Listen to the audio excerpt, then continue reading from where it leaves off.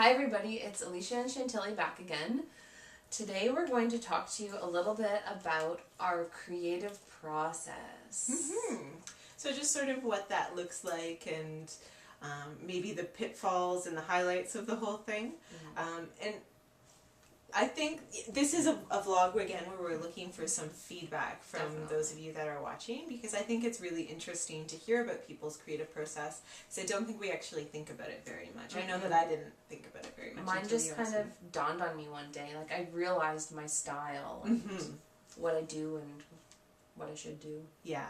So in my mind, I know that I tell myself that I have a very organized creative process, but in reality, that is crap. So You're fooling yourself. I'm fooling myself. Yeah, definitely. What I tend to do is think in themes. So I think I want to do a bunch of crafts that are based around this idea, for example, scraps, like working with my scrap fabric and how to use that up. But I don't really plan it out. I just have this blurry little picture in my mind, and then I think, well, I need some stuff to go with it, so I'll go to the fabric store. So the other day I found myself at the fabric store, and I had this blurry image in my mind of what I was going to create, and I got a bunch of fabric cut, and as soon as it was cut, I thought, no, that's not going to work. That's not what I wanted. I need to get a little bit more of this other fabric cut, and once it was cut, that happened again. And so I came home with piles of fabric, and I thought, oh, I think I know what I'll do. And I cut it all up, and that didn't work. And so I had a $40 fabric bill. I'll still certainly use the fabric, but it just wasn't very organized. So what I probably should have done was draw or sketch a picture of what I wanted to do, write some measurements, or create some measurements, and then gone to the fabric store, and I would have had a $15 bill with supplies that I was going to use immediately.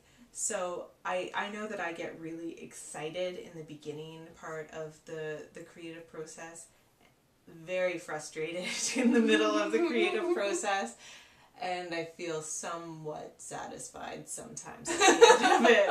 But then I also have a pile of unused craft supplies that I need to create a whole other project for. So part of this vlog is just taking a look at your creative process and examining, again, the highlights and the pitfalls. So maybe next time I'll create those measurements and harness that excitement in a different way, and then create something I'm really happy with. So that's sort of my creative process and where I'm at right now. What about you? For me, I noticed that I like, when I'm thinking about a project, before I start, I want to have everything all planned out. I want to know exactly what I'm doing.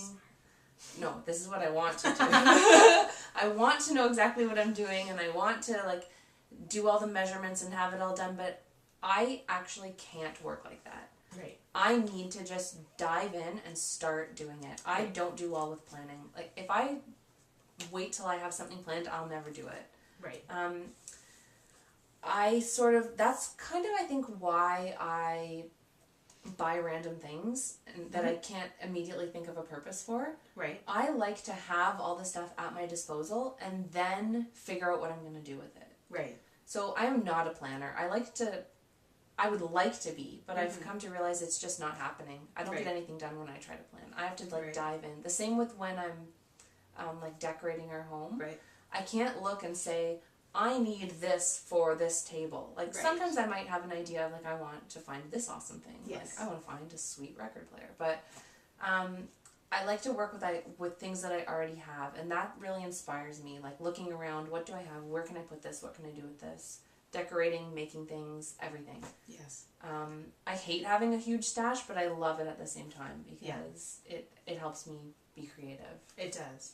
And I think, maybe the picture that people paint in their minds often when they look at creative individuals and creative blogs is that this person knew exactly what they wanted to do and they got there right away. But the truth is that there's a lot of trial and error in the creative process. So yes, it can be super frustrating, but that's more of the reality of the situation. And maybe one day we should do a DIY where we show all the failures.